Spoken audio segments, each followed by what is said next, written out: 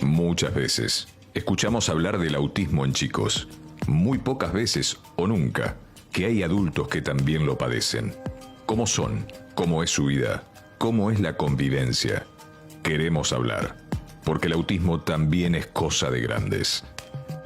Ahora.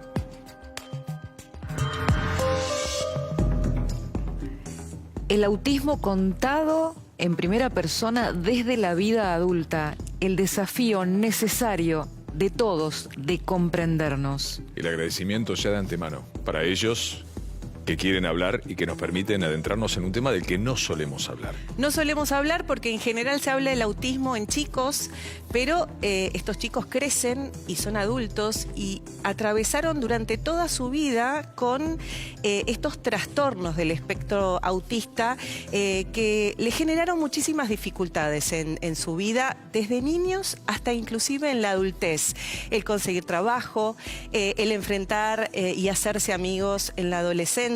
Y de hecho tuvimos que prepararnos para cada una de estas entrevistas porque para ellos era fundamental saber qué les íbamos a preguntar, de qué íbamos a hablar. Necesitaban esa seguridad, esa tranquilidad para poder hablar de ellos mismos.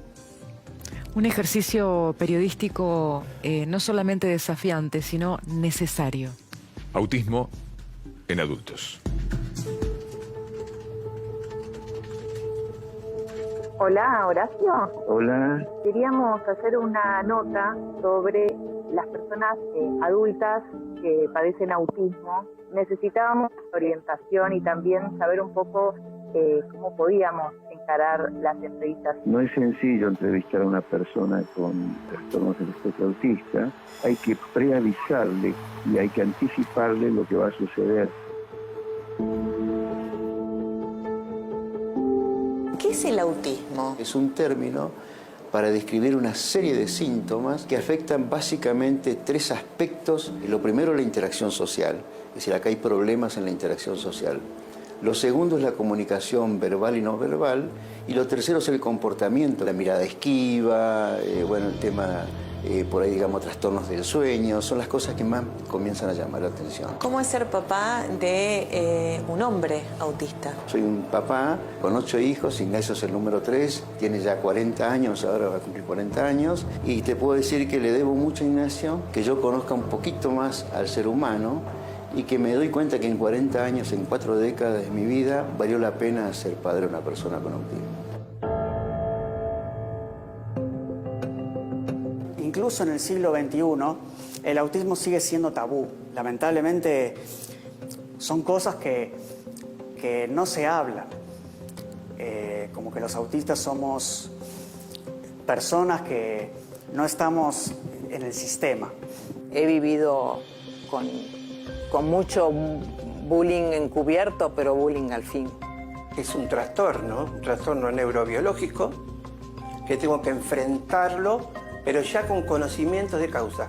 Y al saber contra qué estaba luchando, sentí un alivio y yo digo, bueno, ahora sé cuál es mi enemigo. Lo que le pasa a nosotros los autistas es que nadie nos enseña cómo desenvolvernos con la gente. O incluso, por ejemplo, cuando tenemos que ir a la escuela y que por ahí tenemos que hacer amigos, nadie nos enseña cómo hacer amigos.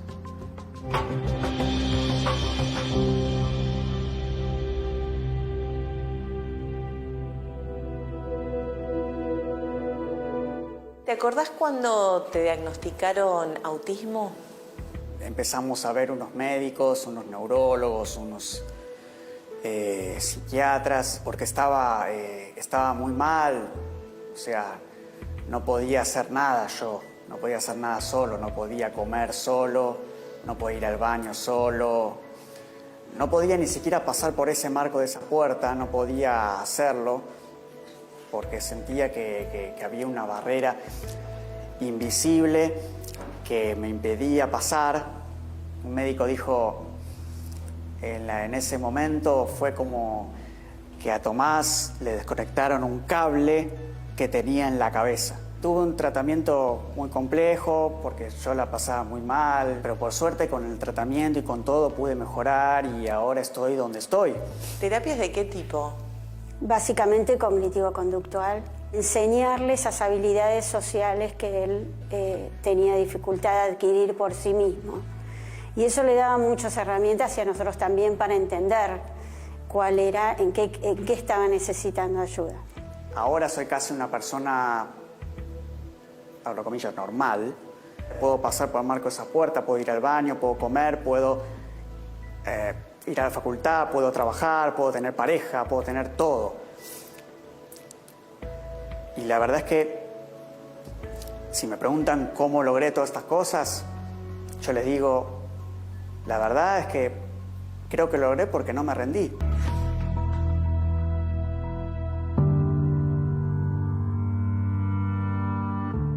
Nos cuesta mucho una relación o las fiestas. Tal vez estamos en la fiesta y tenemos cara de todo, qué lindo, qué hermoso, pero la estamos viendo como una pieza de teatro, como una cinta de cine. Es como que lo vemos desde afuera, aunque estemos adentro. Me ha pasado de estar con unas personas conversando y darme vuelta y contestarle a otras que están hablando detrás. Yo siempre decía oído de perro, olfato de perro y vista de gato, porque nos molestan las luces, mucho. Nos cuesta mucho tener contacto visual con las personas. Cuando me dieron el diagnóstico, sentí un alivio muy grande. Fue una tortura vivir todos estos años de antes de los 60 años para atrás. Una tortura, y creí volverme loco en un momento, que hubiera necesitado hacer terapia cognitivo-conductual, que los chicos con autismo desde chico van a un terapeuta que le hace terapia cognitivo-conductual. Y eso es lo que yo hubiera necesitado. Y no lo tuve. Y ahora ya, a esta edad ya no quiero. Y en cuanto a mi familia, fue un fracaso. Mi ex esposa, porque soy separado, tengo 2 hijas, siempre me callé. Y ellas saben que me pasa algo, pero prefieren ignorarlo de alguna manera. Yo preferí que sea así, que sea simplemente un síndrome de ansiedad. Me siento frustrado porque nunca fui comprendido en mi familia.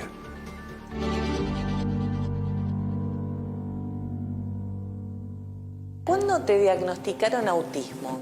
A los 32 años, hace más o menos unos 3 años.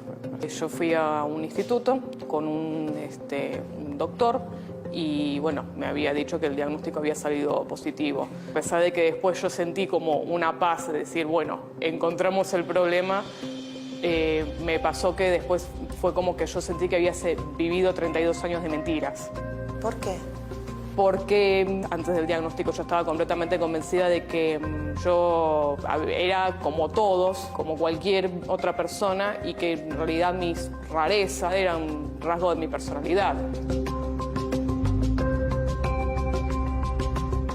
El hecho de que yo me mantuviese muy callada, en las reuniones numerosas me pasaba mucho que no sabía en qué momento tenía que hablar para no interrumpir a alguien, entonces como no tenía que interrumpir, entonces me quedaba callada y por ahí pasaba días sin poder decir nada. Yo me acuerdo que esto empezó porque mi mamá me dijo, se nota que te cuesta mucho la vida, que te cuesta mucho vivir, me había dicho. Y yo pensaba que eso era algo normal. ¿Te costaba mucho vivir? Sí. ¿Qué era lo que más te costaba? Y creo que en sí todo, porque yo sentía que estaba como atrás de los demás, ¿no? Empecé a tener mis primeros amigos por ahí más tarde, tuve mi primera relación más tarde, mi primer beso más tarde, bueno, todo más tarde, ¿no? Esa espontaneidad que nosotros no tenemos de decir, bueno, hola, ¿cómo te va? Y empezar a hablar con alguien, con cualquiera, ¿cómo te llamás? No tenemos esa iniciativa.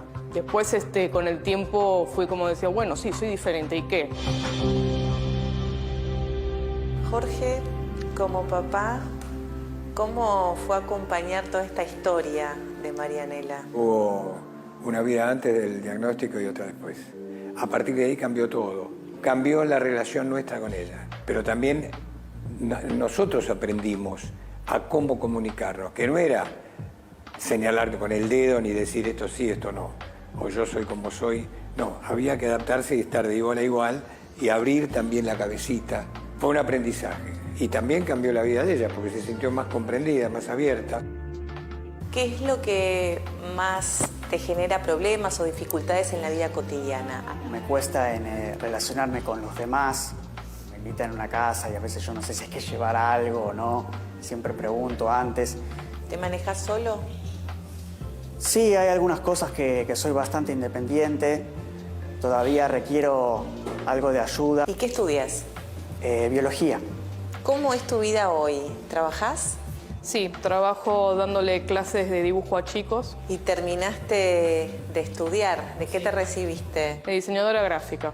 Tenía materias que las pasaba muy de taquito y otras que todo lo contrario. Pero duré 14 años ahí y los primeros 13, o sea, casi toda la carrera, fue antes del diagnóstico.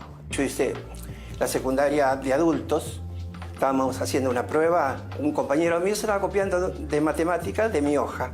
Y mi compañero se estiró un poquito la cabeza hacia mí, buscando, ¿no?, los resultados. Y yo digo, ¿para qué se va a estirar la cabeza si yo le puedo dar la hoja? Y se la di. Y la profesora dijo, Rodríguez, ¿qué está haciendo?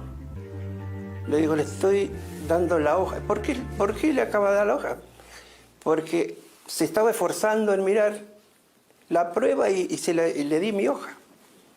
Bueno, y ahí es donde se rieron todos y me sentí frustrado. Para mí no era una risa, porque yo creí que estaba haciendo bien. A mí me ha pasado que yo perdí amistades por simplemente por ahí decir algo que yo pensaba, que yo sentía.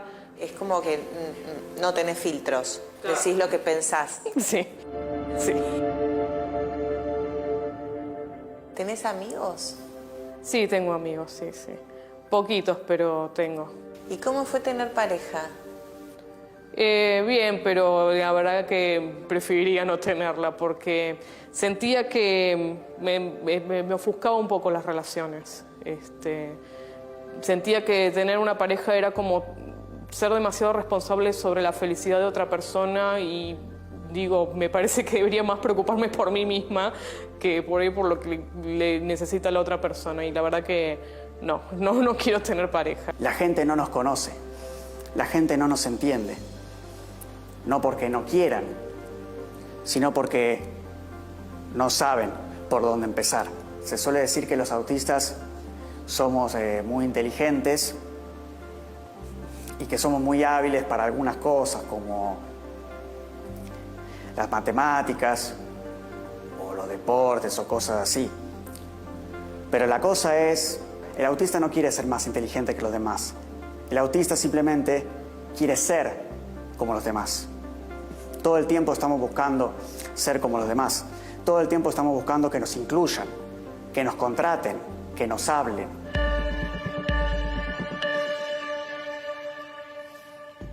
Por eso te decíamos al comienzo en la presentación lo necesario que es para todos comprender, ¿no? Porque lo primero que hay que vencer es la ignorancia para llegar a los otros. Gracias. Gracias, porque esto nos interpela a todos. A todos nos interpela, porque todos podemos cruzarnos con una persona que tiene autismo y podemos estar preparados de otra manera. Y podés confundirte y crees que no se quiere relacionar cuando todo lo que quiere es relacionarse, pero no de la misma manera probablemente. Necesitamos estar informados, necesitamos comprenderlos, porque ellos están atravesando un trastorno del espectro autista, y ellos necesitan que todos nosotros como sociedad los podamos contener. ¿Y de qué manera? En el caso de los adultos, necesitan tener un trabajo que muchas veces no pueden tener justamente por este trastorno que padecen. Y hay algo muy llamativo. En el caso de Carlos o de Catri, recién fueron diagnosticados siendo adultos. Claro. Viste que hay un alivio de decir, era esto. Ya sé ante qué me enfrento. Ponerle un nombre Claro. a lo que padece. Cuando ella te contesta, cuando vos le repreguntás, ¿y era para vos un trabajo duro vivir? Sí. Durísimo. Marianela estuvo 32 años de su vida sin saber qué era lo que tenía. Wow. Cuando llegó ese diagnóstico fue, por supuesto, una mezcla de sensaciones. Por Pero supuesto. saber lo que tenía fue un alivio, tanto para ella, para los padres que tampoco sabían cómo llevar adelante esto, lo de todos los días, Y la aparte, vida cotidiana. una vez que vamos comprendiendo, naturalizando, normalizando, abrazándonos todos, cada uno con su historia, porque es mejor hablar de las historias de las personas y no del trastorno, de un trastorno. Simplemente son diferencias con las que hemos llegado a este mundo. Totalmente. Y es mucho mejor eso, a cerrar la puerta en la cara del otro por ignorancia, miedo, tabú, prejuicio Muchas veces hay miedo. o negación. Muchas veces hay miedo El no de saber. enfrentarse a lo desconocido, exactamente. No saber. Lo que vos explicaste al principio, darle una hoja de ruta antes, que tranquiliza. Exacto. Una hoja de ruta. Digo, el Hablarles- hablar nos mejora a todos, nos hace mejor a todos, definitivamente. Hablar, poder comprender al otro realmente nos ayuda muchísimo, los ayuda a ellos que estaban con muchas ganas de hablar. Querían expresarse y contar qué es lo que padecieron durante toda su vida, desde niños hasta inclusive ahora que son adultos, para que el resto los conozca y ser visibles es muy importante para ellos. Gracias, de verdad. Gracias, Ana, y gracias.